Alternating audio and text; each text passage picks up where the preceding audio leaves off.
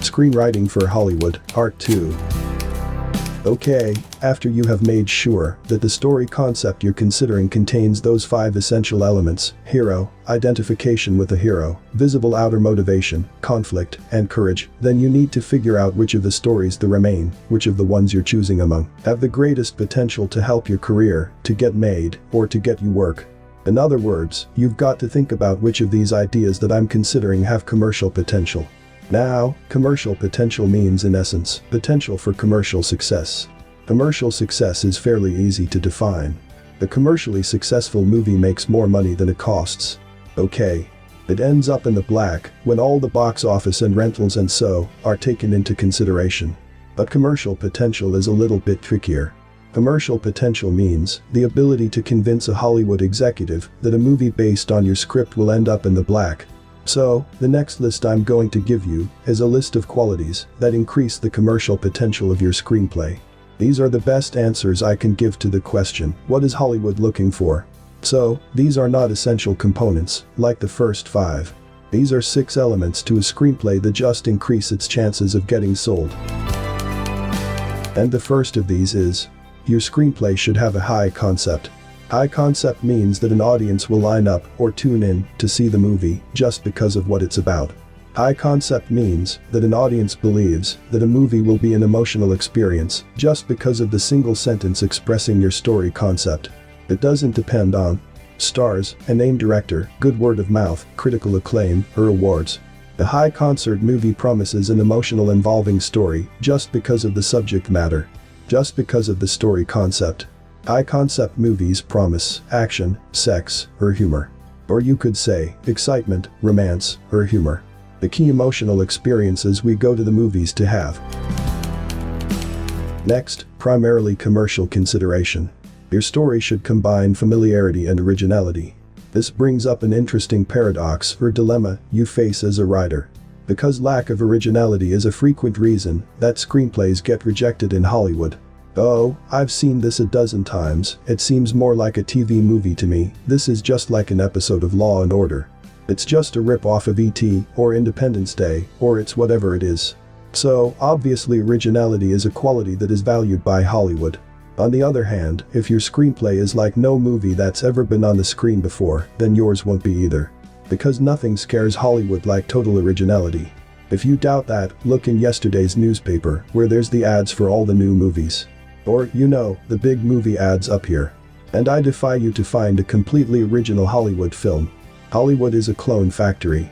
The name of the game in Hollywood is cover your ass. That means the primary objective any executive has is to keep his or her job. They've got to make themselves feel wanted by the company or corporation they work for. And you don't do that by recommending totally original movies. You do that by backing up your recommendations with antecedents, by being able to say, well, such and such a movie made money, then this movie will make money. In other words, Hollywood says they want something original, but then they want a movie that's a clone. So, to resolve that paradox, what you must do is pick a story that draws on familiar situations and characters, and then you're gonna bring something new to the party. Okay. Next, commercial consideration. The audience should identify with the setting of your movie, as well as the characters. Most Hollywood movies take place in the here and the now. Most Hollywood movies are about contemporary urban or suburban WASP Americans. Because the belief in Hollywood is that's what the mass audience is. In other words, the further back in time you go, the further outside the boundaries of the US, or the smaller the minority to which your hero belongs, the tougher it's going to be to sell your script. So, if your screenplay takes place in 70s or 80s, okay, that ain't no big deal. But if you're going back to the 50s, that's a bit tough, because it's out of the realm of the experience of a lot of the mass audience. If you go back pre-World War II, then it becomes very tough, and in earlier centuries next to impossible. The next primarily commercial consideration, give your movie a love story. Generally speaking, adding sex or romance or both to your movie is going to increase its commercial potential. People like to fall in love or like to get turned on when they go to the movies. And it does something else too, it's not just a matter of the direct emotional experience. When you have a love story in your script, it gives your hero a second visible desire to pursue. Makes the story more complicated, creates added conflict to it, and so on. Next, primarily commercial consideration. There are certain categories of film that Hollywood has always considered strong commodities. And those are the action-adventure, the suspense-thriller, and the comedy. Contemporary movies in any of those three categories are always not easier to sell, I wouldn't say, but have fewer obstacles to overcome than genre films. In other words, musicals, you can't get made, period. And westerns very tough, and period pieces next to impossible. There are two other categories that can be strong commercially if they're combined with others of these categories, and those are love stories and dramas. In other words, if you have a romantic comedy, that's an easier sell, namely, that's not as difficult to sell as a straight love story. So, if you can be in one of those three categories, or maybe those combined with a love story or a drama, then you're on much safer ground than writing a genre film. And the last commercial consideration is, the cheaper the movie, the better. The lower the budget of your film, the less it costs to produce your movie, the greater the chances that you would be able to sell it, because you got a bigger market to pursue, and because they're risking less on a new writer trying to launch her career. The things you want to avoid in your screenplay, if you can, are big special effects, a huge cast, lots of exotic locations, a period setting, and inclement weather. This list of commercial considerations brings up then one last issue. And that is, what about art? What about your passion? What about writing what you love, rather than going for what's most commercial? Now, it may be easy to get the idea from this course that all I think about is commercial potential. And that is not true. In fact, you'll understand that it's not true when I get into deeper levels of screenwriting, like character growth and theme. I just don't want you to turn a blind eye to commercial considerations. My assumption is that anyone who follows this course wants to make a living as a screenwriter. And if you're gonna make a living out of it, you've got to understand the point of view of the buyer. The buyer's point of view is, we got to turn a profit. No matter how much we like you, no matter how much we like your script, if it doesn't make money, we're not gonna stay in business. So, you can't ignore commerciality. But, by the same token, you can't ignore your own passion either. I don't want you to take this course and go write a movie called I Spit in the Eye just because you think that's what's going to sell, even though you wouldn't even go to a movie like that. So, somehow, you've got to work out any conflict between artistry and commerciality for you. And here's the way I recommend you do it. After you've narrowed down your 24 ideas to the 6 or 8 that interest you, and have those 5 essential elements. And then, after you've narrowed those down to the ones that need as many of these commercial considerations as possible, before you select a single idea to pursue, you've also got to ask yourself this question. Do I want to spend at least the next 6 months of my life writing this movie? And do I want to spend at least the next year of my life writing and then trying to sell it? Probably more than that. You're going to be with this for a long time. And if you're not even interested enough in it to spend 6 months on it, and I don't care how commercial it sounds, find another idea. But if the answer is yes, just go for it. The dilemma comes when you look at that commercial list and it shows you, this is really not that commercial. It's a period piece. So, you have one last question you have to ask for the movies that you love, the ideas that you love, but aren't necessarily commercial by these criteria, and that is, am I so passionate about this idea that in spite of the fact that it's going to be a tough sell, I'm determined to write it anyway? And if you are truly that passionate, if you truly are burning a hole in your soul, because you've got to get this written, if this is the thing that moves you truly that deeply, then I say, go for it. Now, that's a deep level of passion, but I recommend you do it in that case, for several reasons. Number 1. Because the main reason to be a screenwriter is because you love the writing. It's fine to think about all the money you might make later on, but if the writing itself has to be your primary objective, that's what turns you on, that's what you love, and you will very often get the greatest fulfillment when you write out of passion, rather than mild interest. The next reason you want to go for it is because most screenplays don't get sold anyway. Most screenplays serve as writing samples. Evidence of your talent, calling cards that say, look, I did a good job on this, now will you hire me to write something else? And as a writing sample, the story that's period or not necessarily quite as commercial, if it's emotionally gripping, could serve you well. And the final reason I recommend you go for it is, Hollywood is filled with examples of movies that nobody wanted to do, but because the writer was passionate about it, they found one other person to share their passion. And that person found somebody else, and they found somebody else, until enough people that attached themselves with the movie got it made and went on to make a bundle of money. Nobody in Hollywood wanted to make The Big Chill. Got rejected by every studio in town. Nobody wanted to make One Flew Over the Cuckoo's Nest. Certainly, nobody wanted to make The English Patient. Nobody wanted to make Forrest Gump. It took Wendy Fireman 10 years to get a deal to convert a book into a movie. And how did she do it? She finally got two people to share her passion. Just happened that the two people are Tom Hanks and Bob Zemeckis, and then all doors opened. So, after going through all of those lists, you now should have narrowed your list of possible stories down to the one you're going to pursue. And now that you have that story concept selected, now you need to move to the second stage of the process, which is character development. There are 4 categories of what I term primary character that you can employ in your screenplay. The first is the one I've been discussing exclusively so far, and that is your hero. And just as a reminder, the hero is the main character of the movie, who's on screen more than any other character, whose outer motivation drives the story forward, and with whom we most identify. I altered the definition slightly, because now you know what our motivation and identification mean. So, you must have at least one, possibly more, characters that fit that definition.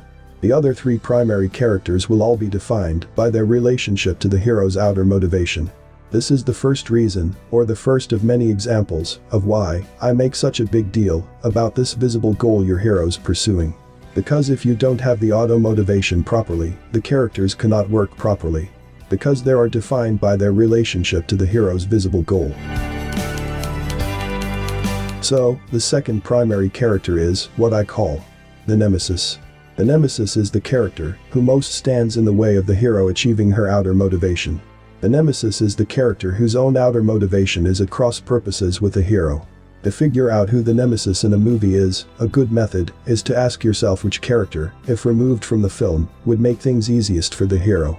The nemesis, obviously, could be a villain. Darth Vader is clearly the nemesis for Luke Skywalker, but it doesn't have to be. It's whoever is in opposition to the hero. So, a nemesis could be an opponent. Now, a couple things when you're creating a nemesis for your film. One is to remember the old maxim that says, good villains make good movies. In other words, the stronger, the more formidable, the more interesting and original your nemesis, the better your movie will be. Remember, it's a David and Goliath story. Here's your chance to create Goliath. You've got to create a nemesis that takes your story to the limits of credibility. And the other consideration when you're creating a nemesis is, a nemesis must be a visible character, visibly confronted. When I talk about a nemesis, in fact when I talk about any of these character categories I'm going to give you, I'm referring to people. When I see a character, I mean a person. Not a force of nature, not a quality of life, not a collective noun, like the KGB or the CIA, not a disease, like AIDS, or not the tornadoes and Twister. I'm talking about people. In other words, you must have at least one scene, preferably more, where hero and nemesis come face to face, because that's the big conflict that the audience is waiting to see. The next category of primary character is kind of the opposite of the nemesis in a way. That's what I call the reflection. The reflection is the character who is most closely aligned with the hero at the beginning of the film, or the character whose her own outer motivation is to support the hero achieving her outer motivation. It's a little tricky. Because there are movies where you will have a character who's aligned with the hero at the beginning, but then once the hero's outer motivation is established, that character's clearly the one who's in opposition. You'll see that happen in Sleepless in Seattle, for example. But in most movies, both occur at the same time. The hero has a boyfriend, girlfriend, best friend, sidekick, coworker, fellow police officer, partner, who is best friends or aligned with the hero in the beginning, and is there to help the hero achieve the outer motivation. There are 2 main reasons to create a reflection character in your film, in your screenplay. One is, it makes the story more believable. It's pretty hard to believe that Daniel, in The Karate Kid, would be able to win that tournament if he doesn't have Mr. Miyagi to teach him karate. Pretty hard to believe William Wallace is going to get independence for Scotland all by himself, without the help of 2 of his sidekicks, or whatever the ancient Scottish term for sidekick would be, to help him do battle against the English. So, it makes it more believable when somebody is there to help the hero accomplish the goal. The other reason to create a reflection character is, it gives the hero someone to talk to. Because the hero and nemesis are usually not going to converse much in a movie. They won't be in so many scenes together, except in an unusual kind of story. That means that, in most movies, the main source of dialogue is going to be the reflection character. And you need dialogue opportunities to reveal inner qualities in the characters, to create anticipation of what's to come, to explain what's going on, and so on. I mean, basically, that's why God created Tonto. So, the Lone Ranger could say, "Now here's my plan, Tonto." And then, they cut to a commercial, and then they come back, and they'd execute this plan, stop the bad guys, ride off into the sunset, etc. It worked that way, every single episode for about 30 years on radio and television.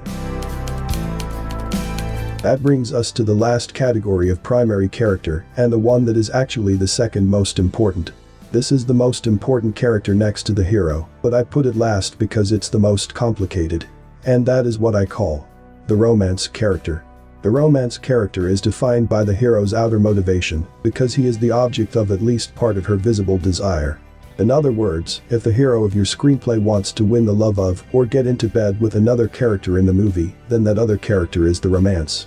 But there must be actual visible pursuit of that character. It cannot be just another person of the opposite sex, or someone who is simply in a relationship with the hero. There must be pursuit. Now, the reason I say this character is complicated is because the romance character combines qualities of both nemesis and reflection in this way. The romance character must alternately support the hero's outer motivation and be at cross purposes to it. In other words, boy meets girl, boy loses girl, boy gets girl. That's a movie. Boy meets girl, boy gets girl, boy keeps girl, that's dull. Because it is the conflict in a movie that will elicit the emotion, not the desire itself. The desire is just to move the story forward, but the conflict is there to build the emotion. And your primary goal is to elicit emotion. If you think about whatever movie you picked as your favorite, think about any film that you love, and think about the scenes that grab you. The scenes you remember most vividly. I would almost guarantee that those moments are moments of conflict, either exhibited or anticipated. Now, let's consider an example about these character categories. Let's say you're working on a screenplay where there's a strong romantic person, but there's not a real strong reflection character in the screenplay, yet, during their romance, he explains some of the backstory to his romantic interest, and then, there's conflict between them, whether she's going to stay or leave, but there's not a true reflection. Is that a problem? To answer that, let's first look a bit deeper at the story concept. What's the movie about? What's his visible outer motivation in the movie?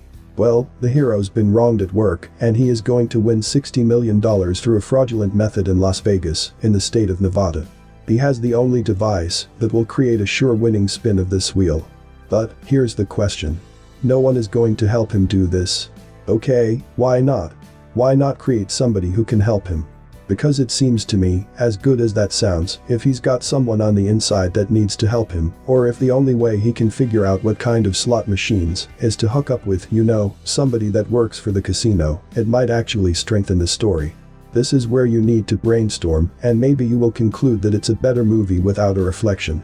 And that's okay, because it sounds like he's got a romance character who's in that mix, and she's gonna help a bit, and the nemesis will obviously be whoever it is that's most likely to prevent him, the casino detective, or the head of the casino, or whoever. So, you may conclude that you don't need one, and that's fine. You don't have to have characters in all four categories, but I would think, would your story be strengthened if he doesn't have to go to somebody who knows something about the casinos because, it might add more complexity to the story. So, if it sounds pretty solid as is, and you conclude it's really a stronger story by not doing that, that's fine.